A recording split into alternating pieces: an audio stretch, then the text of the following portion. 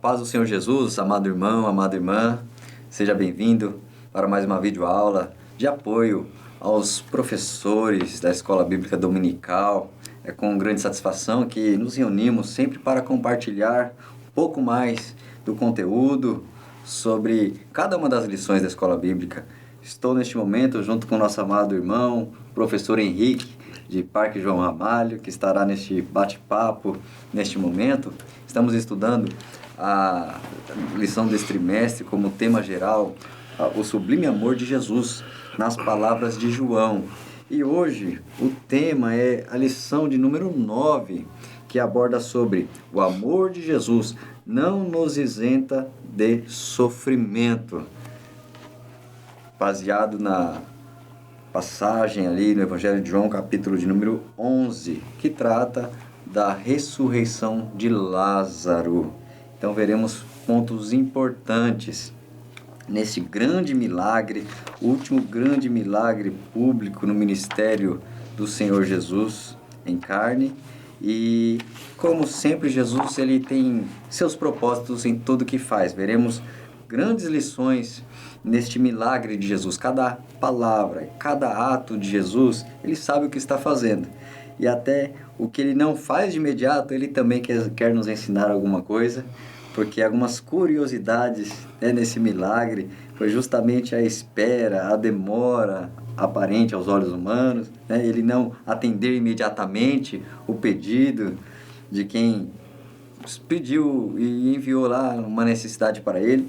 E vamos, nesse bate-papo, olhar para esse grande milagre que Deus fez tremendamente, impactou muita gente, que foi a ressurreição de Lázaro. Então vamos iniciando então já nesse tema geral, que é o amor de Jesus não nos isenta de sofrimento, que é um grande questionamento do ser humano sempre, eu estou servindo a Deus, eu estou agradando a Deus, Ele vai deixar eu sofrer? Se Deus é bom, Ele vai permitir o mal na minha vida? Se Ele ouve oração e oração tem poder, eu vou orar e Ele vai me atender agora, sempre, cada vez que eu clamar? São questionamentos, meu Henrique, que com o tempo nós devemos aprender que só o Senhor é perfeito e sabe como trabalhar. Um ponto importante de entendermos, até pegando o gancho do título, o amor de Jesus não nos isenta de sofrimento, é que essa temática do sofrimento ela é uma constante dentro do texto bíblico, A gente tem um grande expoente que é Jó, que passa por um período completamente complicado de sua vida, mas sendo ele um dos maiores exemplos de pessoas que passam por sofrimento, a gente percebe na sua declaração máxima de que havia algo além daquele momento que ele passava e ele direcionava isso a Deus. Então é interessante olhar para essa temática pensando da seguinte maneira, o nosso sofrimento a nossa percepção do sofrimento ela é muito aquém daquilo que Deus pode fazer por meio dele. Então é algo que a gente precisa estar trabalhando e pensar. Verdade, desde o princípio, quando Deus permitiu a possibilidade do mal, ao dar o livre-arbítrio para o homem, ele iria, a partir do pecado, conhecer o bem e conhecer o mal. Então o mal já estaria no meio da humanidade, no meio da terra, o mal estaria sempre presente, e existindo o mal, o justo ele sofre, o justo padece algumas coisas por estar neste mundo. Tanto que na primeira família já acontece uma injustiça, Um filho faz um culto agradável a Deus, outro filho fica com ciúme, vai e o assassina. Então o justo assassinado. Então a Bíblia já começa com uma polêmica: o justo agradou a Deus e morreu, e o ímpio continuou vivo. Então, aparentemente, uma injustiça, um sofrimento na vida de alguém que não deveria sofrer. E então a gente vai observando que nem sempre, por agradar a Deus, a pessoa vai estar isenta do sofrimento, vai estar livre. E a gente vai observar essa narrativa de João 11, uma família que foi amiga de Jesus, uma família que recebia Jesus na sua casa. Estava lá as irmãs e Lázaro, Jesus andava no meio das pessoas e deve ter se hospedado várias vezes, talvez nesta casa, com eles. Eles poderiam ficar todos orgulhosos. O Jesus que cura todo mundo está na minha casa, meu amigo íntimo, vem aqui, eu estou tranquilo, não vou passar por doença, porque Ele está aqui comigo, né? Se alguém for sofrer, é outro que não recebeu Ele. Se alguém for sofrer, é outro que não crê nos mandamentos dEle, não obedece. Mas, por incrível que pareça, justamente essa família amiga de Jesus passa por um sofrimento de o seu irmão Lázaro padecer uma enfermidade e passa-se os dias e essa enfermidade piora, né? Uma coisa que é interessante ainda dentro dessa percepção é que é o seguinte, né? Nós observamos que dentre todos os lugares que Jesus poderia ir, o comentarista Barclay, ele coloca que Jesus ele tinha um porto seguro, um descanso em Betânia. E justamente aonde? Na casa de Lázaro, Marta e Maria. Então, ou seja, se havia um lugar para descansos de pés cansados, esses pés cansados eram de Jesus, lá era o local. Então, não havia um outro lugar onde ele era ele era melhor recepcionado, aonde ele provava e gozava de melhor hospitalidade que não em Betânia. Então, isso traz um peso muito alto nessa narrativa de João no capítulo 11. Tanto que, se a gente observar, como o irmão Éden comentou, Lázaro está enfermo e uma coisa que é interessante, no versículo de número 3, as irmãs mandam um mensageiro dizer assim: Senhor, eis que está enfermo aquele que amas. Então, ou seja, aquele que você realmente considera como amigo, aquele que você demonstra de fato afeto. Aqui onde é o seu porto seguro, a doença bateu. E agora, Senhor? Aquele que está enfermo, aquele que amas está enfermo. Você não pode vir aqui, não? Então elas tomam a atitude certa, vão procurar Jesus. Falar com Jesus. Então a atitude certa. Então elas receberam o Salvador, eram íntimos do Salvador, amavam o Salvador e na hora da necessidade pediram para Ele, ou seja, está tudo certo. E por que Jesus, de uma maneira surpreendente para quem estava ao redor, não vai de imediato. Espera mais um dia, espera mais o segundo dia. Então, aparentemente quem olha diz, Jesus não está dando importância, Jesus não está dando devida atenção para um pedido, para um clamor de um amigo. Né? Ele atende tantas pessoas, um amigo. E são questionamentos que o servo de Deus pode ter, pode passar. Né? Eu estou servindo, estou cooperando, estou fazendo a obra, estou sendo fiel. E agora aconteceu, eu estou orando, não estou tendo resposta. Estou, então, aumentando agora o nível de oração para jejum, para propósitos, para campanhas. Eu estou intensificando e não está chegando resposta. Né? Porque a gente vê essa demora de Jesus em ir até lá. E, às vezes, nós podemos também ficar pensativos, né? Refletir. Né? Cadê Jesus? Que eu tanto tenho um relacionamento, eu já sou amigo, já sou íntimo, né? O servo, olha, de repente eu posso olhar a palavra que fala o poder da oração, o efeito da oração, promessas para os que temem ao seu nome, né? E mesmo assim pode existir situações onde a vontade de Deus, que é soberana e os pensamentos dele são mais altos que o nosso, ele pode decidir que não é a hora de agir. Ele pode decidir que não é o momento de agir, ou ele pode decidir que a forma que eu quero, que eu espero, não é a forma que ele quer agir. Interessante que o irmão Hernandes Dias Lopes, quando ele faz o comentário sobre esse texto, ele comenta que é muito difícil combinarmos o nosso tempo com o tempo de Deus. Ele coloca que é muito difícil nós tentarmos conjugar a nossa percepção, que é Cronos, com a percepção de Deus, que é Kairos. E a percepção de Deus, ela atende, tal como ele gosta, o irmão Hernandes de Lopes, ele gosta de usar no seu comentário, Deus atende a sua própria agenda, Deus atende o seu próprio propósito. E interessante dentro desse texto que o mensageiro é enviado e a situação se agrava na vinda do mensageiro. E quando o mensageiro chega,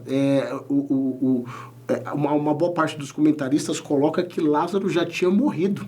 Então, ou seja, quando o mensageiro chega, Lázaro já tinha morrido. Jesus manda o mensageiro de volta e manda o mensageiro de volta sozinho.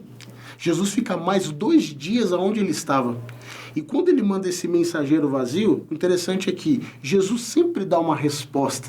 por mais que não venha o desejo do meu coração de imediato, não venha o que eu almejo, o que eu quero de imediato, ele nunca me deixa sem resposta. O versículo de número 4 coloca isso. Ele coloca assim: Jesus, ouvindo isso, disse: esta enfermidade não é para a morte, mas para a glória de Deus, para que o Filho de Deus seja glorificado por ela. Ou seja, ele não foi, mas ele levou uma resposta. Vai lá e tranquiliza o coração de todo mundo. Só que mais pra frente a gente observa que essa resposta ela não acalenta. Por quê? A realidade era uma e a resposta de Deus era outra. E é basicamente o que o irmão Eden colocou aqui. É muito complicado você estar ouvindo de Deus que a situação vai mudar, que você será visitado, que você será curado, que o seu casamento será restaurado, e cada vez mais que você intensifica as orações, intensifica a busca a Deus, a coisa degringola. É verdade, né? Elas estavam agora diante de duas informações, né? Uma é a palavra de Jesus, dizendo: olha, não é para a morte, é para a glória de Deus. E de repente está lá, o irmão acaba de falecer, acaba de morrer. Ué, uma palavra dizendo que não é para a morte, mas eu estou vendo a morte. Então, meus olhos veem uma coisa, mas a declaração de Deus é outra. Então, eu tenho que viver pela fé, eu tenho que depositar a fé. E Deus, muitas vezes, permite situações onde deveremos exercitar a fé. A diferença será a fé, a diferença de prosseguirmos, estarmos de cabeça em pé, será a fé. Por exemplo, nós podemos olhar Abraão, que teve essa mesma situação. Perfeito. Deus dizendo: eu vou dar um filho, você terá uma descendência numerosa. E aí passa 1 ano, 2 anos, 5 anos, e a cada dia, se ele olhar para si mesmo, ele vê um corpo envelhecendo, debilitado, enfraquecendo, sua virilidade indo embora. Olha para sua esposa, de idade, não tem mais, o que é citado como os costumes das mulheres, não está menstruando mais, não está o seu organismo, né, no ponto ideal para uma gestação. Então ele olha para ele, olha para ela, e é uma coisa totalmente contrária do que Deus disse. Então, muitas vezes devemos tão somente confiar na promessa, na presença e na palavra de Deus, ainda que tudo ao redor diga o contrário. Eu acho que esse é um dos maiores desafios para quem realmente estabelece um relacionamento com Deus. Porque mais para frente aqui, ainda dentro do tópico, um irmão comentarista da lição, o autor da lição, ele coloca que nós sofremos uma influência muito grande do evangelho triunfalista dentro da igreja. Esse evangelho triunfalista, ele acredita fortemente que nós devemos viver uma vida regalada de bênçãos e prosperidades. E a ideia do sofrimento, ela é suprimida dentro dessa estrutura do evangelho triunfalista, que praticamente é um reboque, né? Ela vem rebocada por uma mensagem de teologia de prosperidade. Então, todas as vezes que eu recebo inputs nos quais eu devo colocar Deus na parede, eu devo consumir o melhor da terra, eu estou aqui para viver a melhor situação do mundo, eu acabo anulando a dinâmica do sofrimento. E estudando a palavra de Deus, nós percebemos que o sofrimento, independente do seu nível de relacionamento com Deus, muito mais aquele que é amigo, o sofrimento sempre ele é didático, ele sempre é um reforço à fé. E uma coisa interessante dentro desse processo é que o irmão Éder citando Abraão, eu me recordo que Abraão levou 25 anos para abraçar a sua promessa. O texto de Romanos 4 diz que ele foi fortificado na fé dando glória a Deus. E depois ele ainda é citado em Hebreus, no capítulo número 11, ele é citado como sendo um dos heróis da fé, mesmo porque, por duas coisas, acreditou, ouvindo uma voz que falava, sai da tua terra, do meio da tua parentela, vou te fazer uma grande nação, e ainda acreditando que ele seria esta grande nação. Lembrando que esse homem é o homem que é chamado amigo de Deus. É esse homem que depois, Deus, quando vai destruir Sodoma e Gomorra, ele chega lá no texto de Gênesis e fala o seguinte: posso ocultar alguma coisa de Abraão, sendo que ele vai ser uma grande nação? Então, ou seja, Deus sente prazer em comunicar as suas verdades aos seus amigos. Deus sente prazer no relacionamento com seus servos. Mas, tal como o irmão Éden colocou, por ocasião do pecado e por ocasião de estarmos ainda neste mundo, é inevitável que o sofrimento venha. E Deus, ele trabalha por meio do sofrimento de uma forma tão poderosa no meio daqueles que experimentam isso, né? Romanos 5 vai dizer, no versículo de número 3, que nos gloriamos nas tribulações, sabendo que a tribulação produz a paciência, a experiência. Então, a tribulação vai promover um aprendizado, um crescimento, um amadurecimento, uma purificação, como um metal no fogo. E processos como esses são realmente, como bem citado, pedagógicos, são ensinadores. E Jesus vai usando sempre cada situação para nos aproximar mais dele. O apóstolo Paulo, quando questiona, mas esse espinho na carne, esse sofrimento, mas como assim? Vem algo contra a minha vida, eu oro e isso não sai.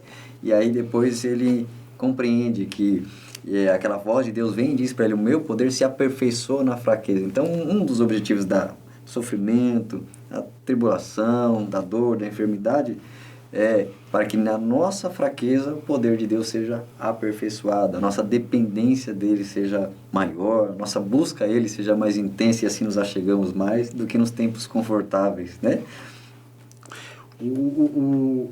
O interessante desse ponto, tal como o Moeda colocou, a gente já percebe o seguinte, né? A gente já colocou aqui dois porquês do sofrimento, né?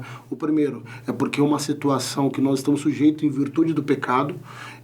O segundo é porque o sofrimento em si ele é pedagógico, e tal como o último exemplo que o irmão Eden colocou, nós aprendemos com isso e somos aperfeiçoados. Um terceiro que é o mote desse texto de João 11, é que o sofrimento, o sofrimento ou quaisquer situações que o povo de Deus passe, qualquer coincidência com a realidade é o acaso aqui do comentário, o sofrimento nos conduz à glória de Deus. Seria um terceiro ponto de por que sofremos. Porque o sofrimento ele nos propicia a enxergar a enxergar, a reconhecer e a perceber a manifestação da glória de Deus. Seria, acho que, um terceiro ponto interessante a colocar aqui, já indo de encontro ao nosso texto de João 11. Uma coisa que não é fácil, essa prática de esperar também, porque chega aí a notícia de Jesus, ele disse que é para a glória de Deus. Então, ainda que eu tenha fé, então vou esperar. Ele está chegando. Aí passa mais um dia e outro dia. E esse esperar é uma prática não fácil, né? Vai dizer para quem que está lá no leito de enfermidade: olha, espera, que sabe esperar, né? De repente a dor, a doença, tudo piorando, né? Fala para alguém que está vendo sua família ainda um caos, um filho ainda no vício, o marido ainda perdido. Então, falar: olha, espera, não é fácil. Então, é uma tarefa, é uma vivência, às vezes dolorida, às vezes difícil. Então, Jesus é aquele que sabe, compreende, mas ele sabe como fazer, a maneira de fazer. O povo de Israel ali também sofreu por muitos anos a escravidão no Egito. Quando chega a mensagem do libertador, eles ainda têm que esperar. Olha, chegou o libertador Moisés. Mesmo assim, as cargas pioram, a dificuldade aumenta, a resistência de Faraó está lá ainda. Então, ainda que estivesse perto, mas ainda tinha que saber esperar. Ainda que Deus falou que estou chegando, tinha que saber esperar. Ainda que alguém fale: olha, estamos orando, Deus já falou que vai agir, mesmo assim tem que esperar mais um pouco. Nós não sabemos como vai ser esse agir, a maneira desse agir, né? E algumas coisas são tão rápidas, Jesus pode fazer. Alguns foram: Jesus, me socorre. Ele: ok, uma palavra agora, vai lá. Ok, um toque aqui agora.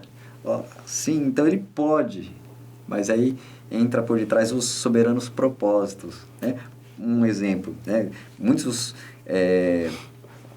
historiadores comentam que uma crença lá dos judeus é que um homem, um servo de Deus, um justo, pode orar e um dia ressuscitar alguém.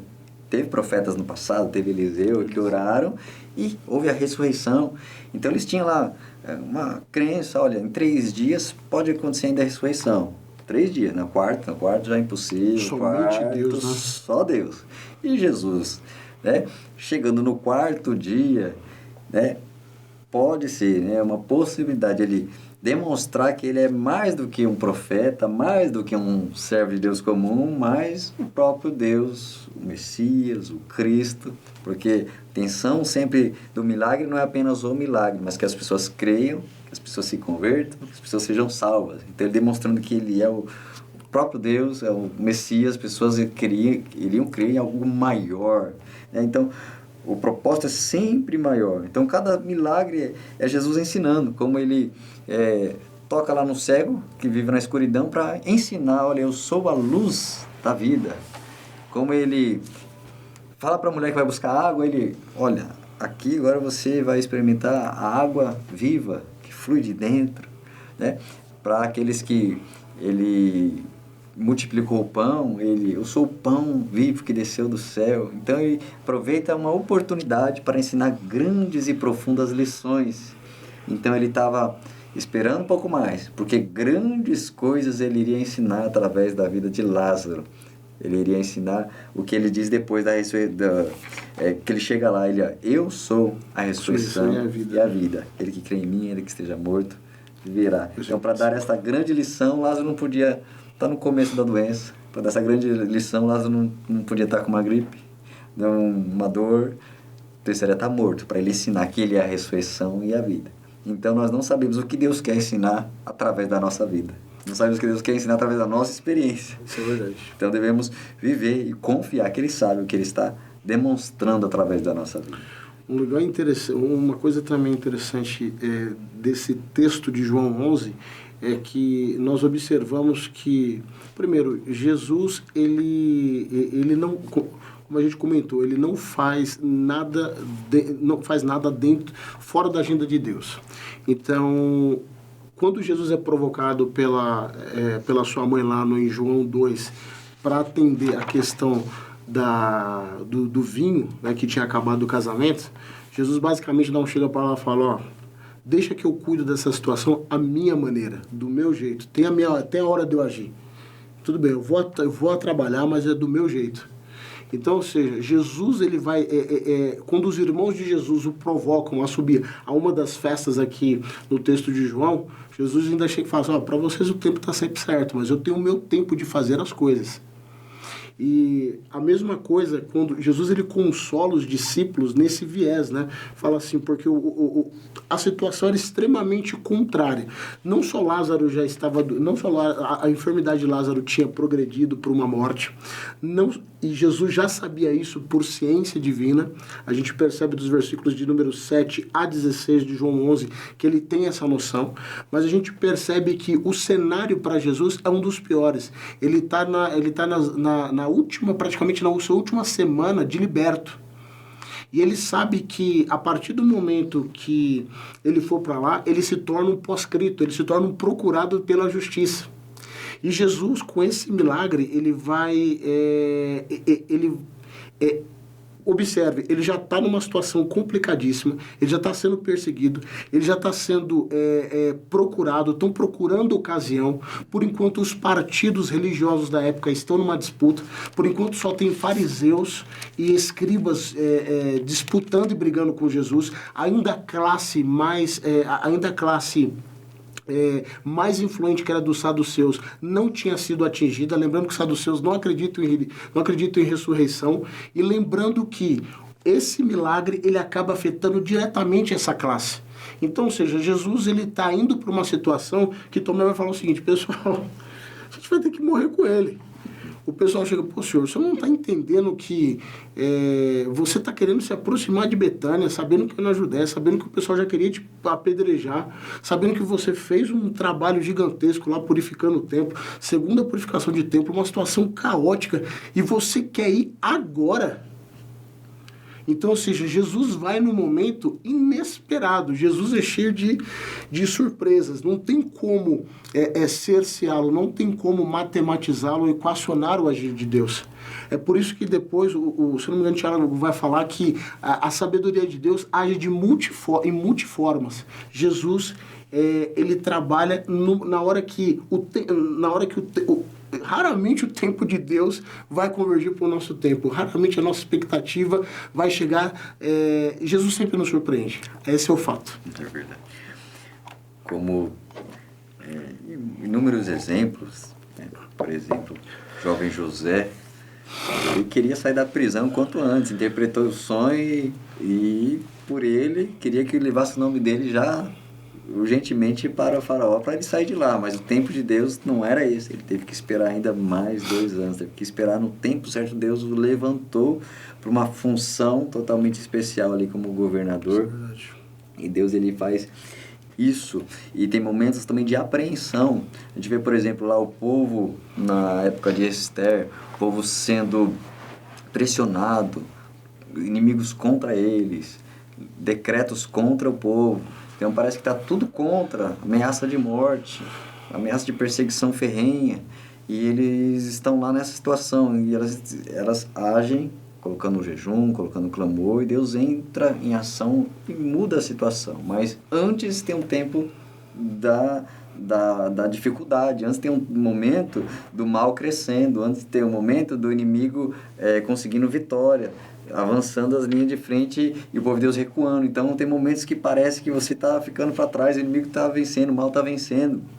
Assim como teve momentos lá nas lutas que Moisés baixava a mão, os inimigos vinham avançando contra o povo de Deus. E aí levantava as mãos, o povo de Deus avançava. Ou seja, esse vai e vem. Tem momentos que nós estamos bem, avançando, vitórias, conquistas, bênçãos chegando, mas tem um momento que parece que o mal está vindo e perseguindo, o inimigo atrás, o inimigo colocando um laço, o inimigo acusando, o inimigo usando pessoas. Quero mostrar um pouco, quando estamos falando do sofrimento, é que esse vai e vem, esse altos e baixos, são inerentes às constantes mudanças e situações que Deus permite na nossa vida. E não tem como fugir, mas pelo contrário, estar preparado. Né? O apóstolo Paulo orienta, estar preparado para o dia mal, né? Porque o sofrimento vai fazer parte, vai chegar, vai bater na porta. E aí eu não devo de forma alguma duvidar do amor de Deus pela minha vida, que Ele sabe como fazer. Né? A palavra diz que as aflições deste tempo presente não são para se comparar com a glória que em nós há de ser revelada. Quanto mais eu passar alguma aflição neste tempo, maior será a glória revelada. Né? Então a gente deve descansar neste amor e cuidado fiel de Deus. E lembrando que é o seguinte, né, ainda colocando mais um argumento do porquê sofremos, é porque a vida é feita de ciclos, né? A vida é feita de fases. E para que realmente você seja experimentado, você precisa passar por cada fase da vida. Eclesiastes no capítulo 3 mostra isso, Eclesiastes no capítulo 1 mostra isso, que a vida é exatamente, ela é cíclica. Então, independente do seu grau de espiritualidade, independente de como é o seu nível de amizade com Deus, é inevitável que você passe reveses. É inevitável que você sofra isso. E é importante colocar que esse sofrimento, ele é acompanhado daqueles que são amadurecidos na fé, de que o entendimento do maduro da fé é aquele entendimento, eu gosto do Salmo 46, ele coloca isso de uma maneira muito clara. Deus é nosso refúgio e fortaleza, socorro bem presente da angústia. Pelo que não temeremos, ainda que a terra se mude, ainda que os montes se transportem para o meio dos mares, ainda que as águas rujam e se perturbem, ainda que os montes se abalem pela sua braveza. Há um rio cujas correntes alegram a cidade de Deus, o santuário das moradas do Altíssimo. E aí termina no versículo 5 aqui. Deus está no meio dela, da cidade que está sendo açoitada pelas ondas, da cidade que está sendo a ponto de ser engolida. Deus está no meio dela. Ela não será abalada. Deus ajudará ao romper da manhã. Lembrando que aqui é uma alusão a Jerusalém, do alto da sua cordilheira de montes, sendo as nações representadas pelas águas bravias querendo invadi-la. Só que assim, enquanto tudo está um caos de forma externa, a cidade permanece em paz, porque a figura de Deus no meio da cidade garante a paz, garante a tranquilidade e garante a vitória. E aí ele coloca: Deus é o nosso refúgio e fortaleza. O Senhor dos Exércitos está conosco. O Deus de Jacó é o nosso refúgio. Que é um dilema sobre duas afirmações de Jesus que parecem contraditórias. Porque ele diz que ele é a paz. A profecia diz que ele é o príncipe da paz. E aí tem momento que ele vem e fala: eu vim trazer espada, trazer guerra. Eu falei: mas explica melhor, né? O senhor é paz, e o senhor é espada, guerra, luta. Como encaixar essas duas coisas, né? E a vida do servo de Deus é isso. O servo de Deus em nós, o Senhor Jesus em nós, ele é a paz. Dentro de nós ele é paz, promove paz, ele gera paz. Ele garante termos paz, mesmo que do lado de fora eu estou em espada, em guerra, em oposição. Nós somos a verdade, teremos luta com a mentira. Somos santidade, teremos luta contra o pecado. Somos luz, teremos luta contra as trevas. Então, é espada. Mas dentro de nós, ele é aquele que é o gerador de paz, que promove a paz, que é, se eu estiver em agonia, então eu vou aos pés dele, vou orar, vou buscar, e dele virá a renovação dessa paz, para que eu prossiga firme. Então, esse contraste de guerra e paz é algo que é vivido por nós. O sofrimento parece que vem trazer, olha, eu estou em guerra com a minha situação, estou em guerra com a minha luta, com a minha dificuldade, com um clamor que ainda não está sendo atendido.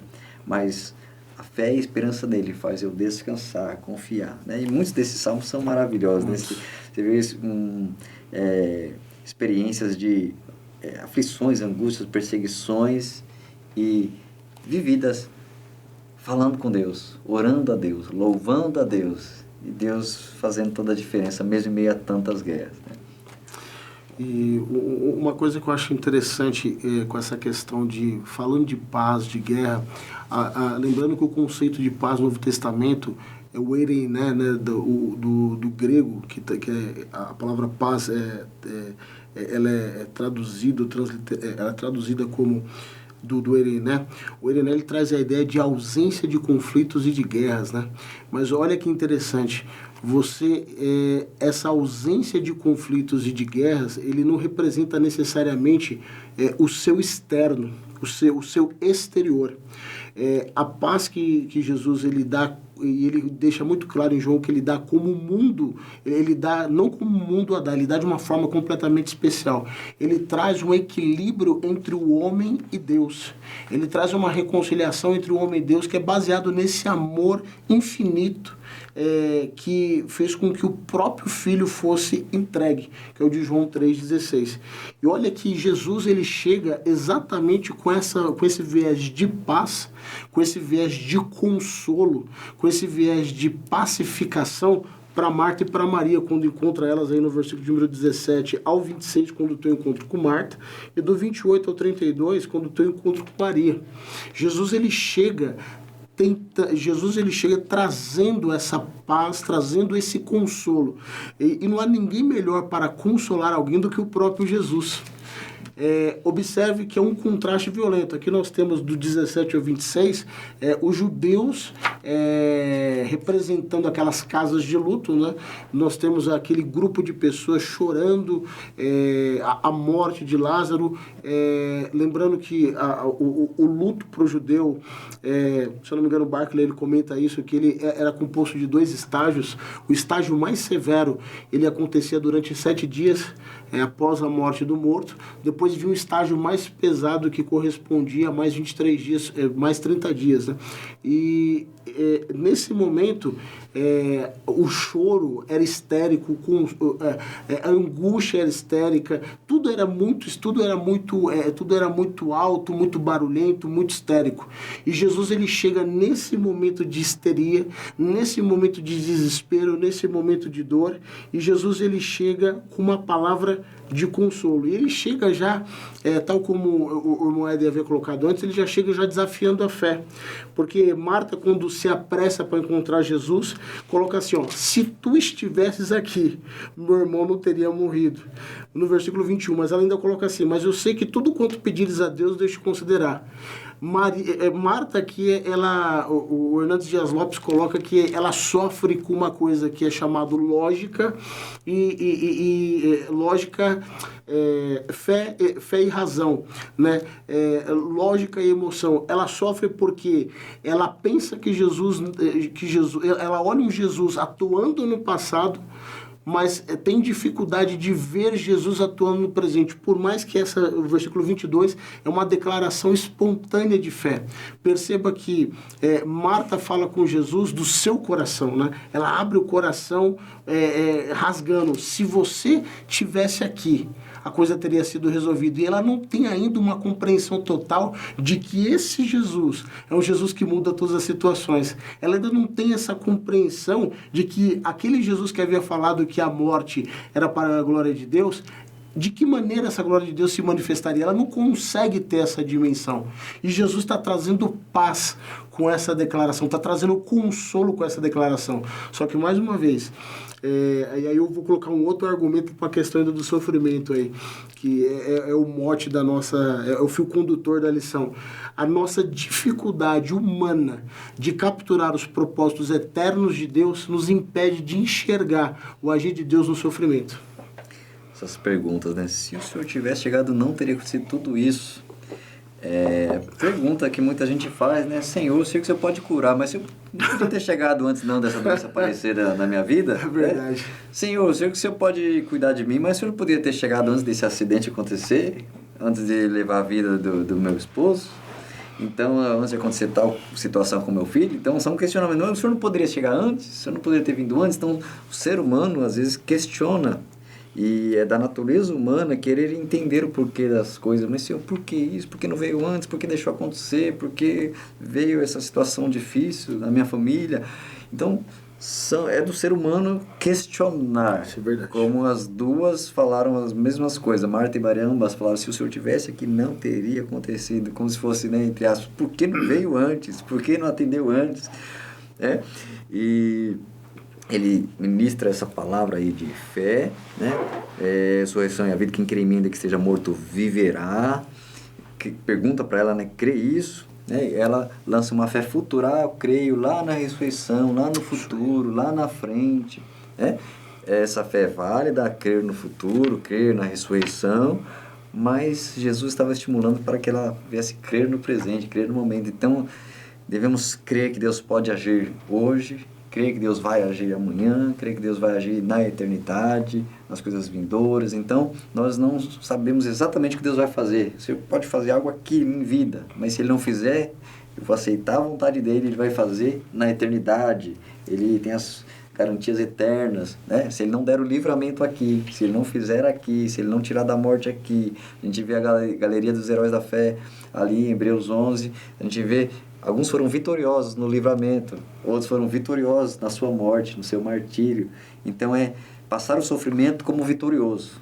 Um sofre pelo pecado, um sofrimento vergonhoso, desonroso. Mas aquele que está na presença de Deus, ele sofre vitoriosamente, porque ele é um justo, dependendo e esperando em Deus. Se Deus enviar o livramento, Ele glorifica. Se não enviar o livramento, a morte dele foi para a glória de Deus. Como aqueles jovens que, diante de uma fornalha aquecida, eles dizem, olha, nós não nos dobraremos. Pode aquecer, pode lançar. Ele pode livrar, mas se não livrar, também não vou me dobrar.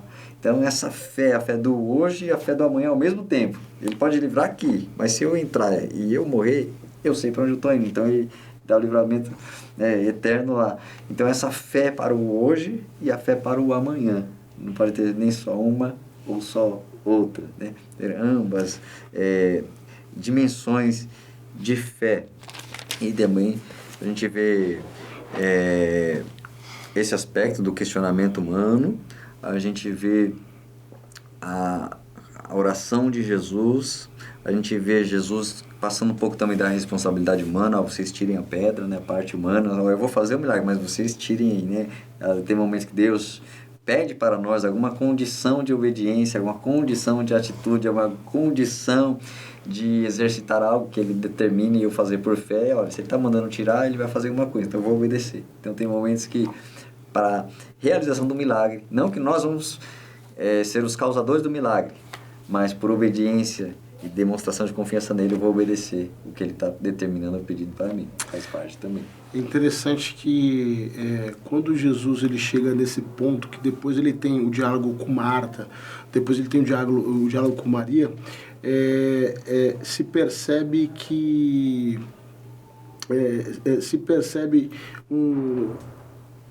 quando Jesus ele tem essa interlocução, essa última com Maria, todos começam a olhar para ele e a julgar que ele deveria ter se antecipado, que ele deveria ter estado lá antes, né? Então, a declaração dos judeus, vendo a Maria chorar, vendo como ele estava se condoendo, a declaração é que, poxa vida, ver como como ele amava, versículo 36, o homem. Versículo 37, pô, mas peraí, se ele amava tanto assim, pô, porque esse que abriu, esse que fez um cego de nascença ter olhos, como é que pode ele não ter livrado esse que acabou de morrer se ele amava tanto? E é interessante que no versículo de número 38, Jesus, ele coloca da seguinte maneira aqui, ó, do versículo de número 38, né? Agitando-se novamente em si mesmo. E esse agitando novamente em si mesmo, ele traduz a seguinte ideia, né? Jesus, ele se incomoda com essas declarações que são feitas, porque essas declarações, elas vêm de uma maneira até... Um dos comentaristas coloca assim, uma possibilidade até hipócrita. E Jesus, essa ideia de incomodar-se dentro de si mesmo, ele dá a ideia assim de que Jesus, ele chegou e deu aquela rangida por dentro. Aquele suspiro, aquele bufar de incômodo. Falou assim, peraí, vocês estão aqui, estão consolando da forma errada. Vocês não têm noção do que Deus vai fazer. E uma grande dificuldade que se tem quando você está no momento de angústia é você perceber a ação de Deus no presente. O irmão Eden colocou de uma forma muito interessante. Nós, como um povo de Deus, nós temos uma facilidade para enxergar Deus agindo no passado. Nós temos uma facilidade de enxergar Deus agindo no futuro. Mas há uma dificuldade tremenda de traduzir fé para o presente. Há uma dificuldade tremenda. Perceba que quando Jesus ele pede para tirar a pedra do sepulcro, tirar uma pedra que estava selando a entrada do sepulcro, a incredulidade de Marta se manifesta. Senhor, já é 4 dias, não tem mais o que fazer. Se você tivesse vindo, teria resolvido. Agora a sua resolução é só no futuro. Para agora não há mais solução. Já cheira mal. O que você vai fazer? Ele já está no estágio de decomposição. O que você podia fazer, na melhor das hipóteses, era em 3 dias. Tal como o irmão Eden colocou. Mas no 4º dia, aí Jesus ainda devolve para ele. Já não falei para você? Te disse antes quando mandei o mensageiro. Se você crer, você vai ver a glória de Deus. E realmente são palavras lançadas que até tiram a fé. As pessoas questionando ao redor, né? Mas cadê? Ele não poderia ter feito isso?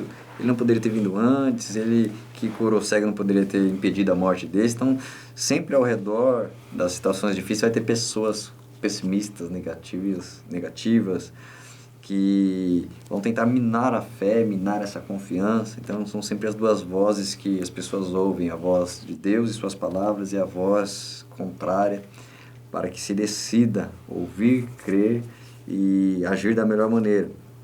E aí Jesus lança aquela palavra de convocação para Lázaro vir para fora, o milagre acontece, a ressurreição acontece, ele traz aquele ensinamento, eu sou a ressurreição e a vida, para mostrar o poder sobre a morte, a autoridade sobre a morte, a autoridade sobre a vida humana.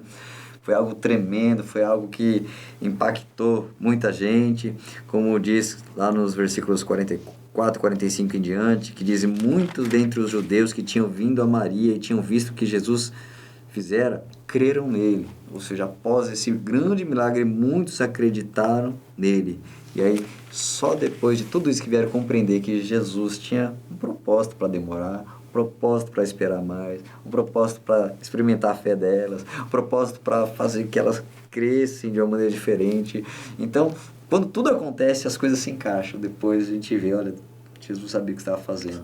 Jó disse, agora eu estou te vendo melhor, agora sim eu te conheço de perto. Jó pôde dizer, olha, eu achava que conhecia, mas estou conhecendo agora depois de sofrer.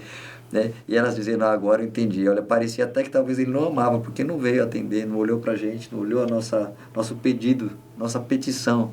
Mas agora eu estou entendendo que ele fez coisa maior do que eu imaginava. Como diz a palavra, ele faz além do que pedimos ou pensamos.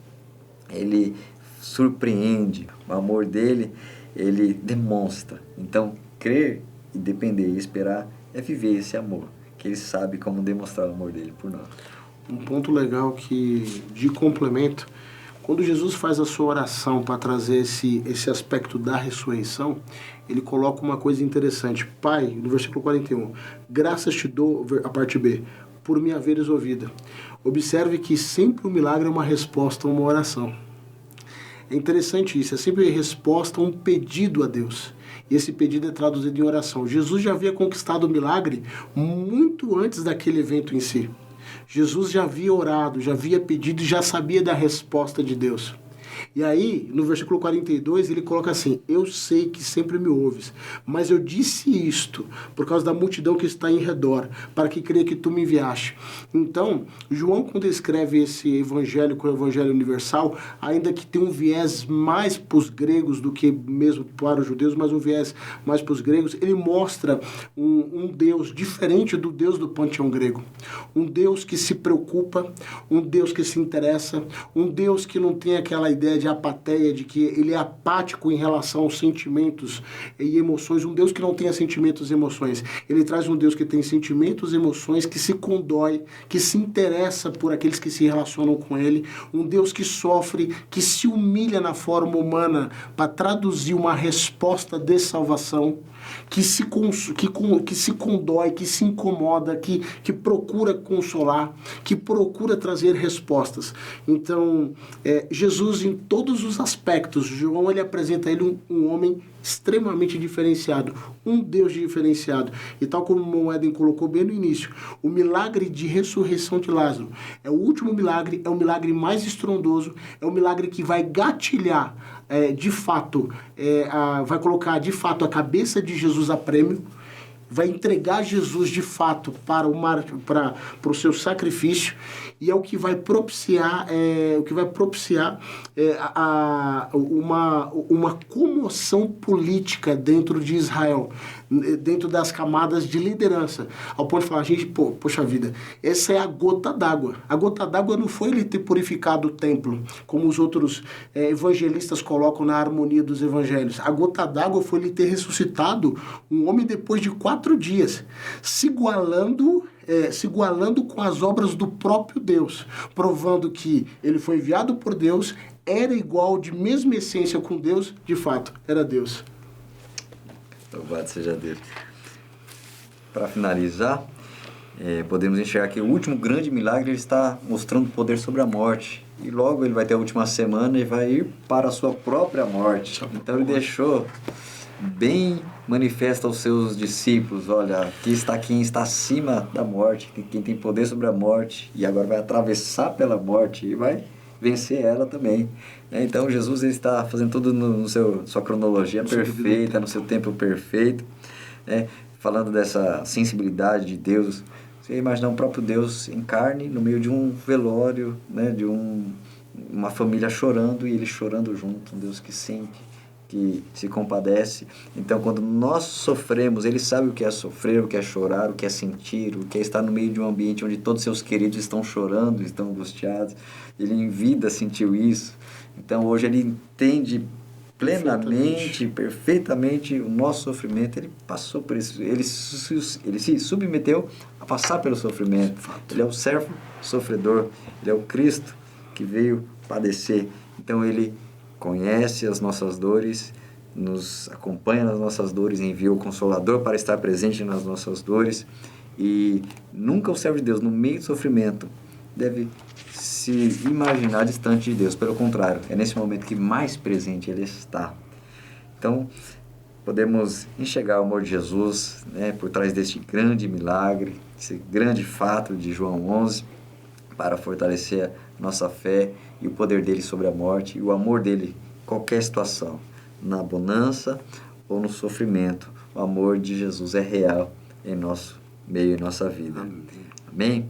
Desde já agradecemos a sua participação acompanhando este bate-papo, que você tenha uma excelente aula da Escola Bíblica Dominical. Prossigamos estudando essa lição tão maravilhosa. O amor de Jesus é coisa gostosa demais de aprender, e que você tenha uma excelente aula e continue cada dia, cada lição acompanhando até o fim, e será uma grande bênção para o crescimento espiritual das nossas vidas. Deus continue te abençoando em nome do Senhor Jesus. Amém.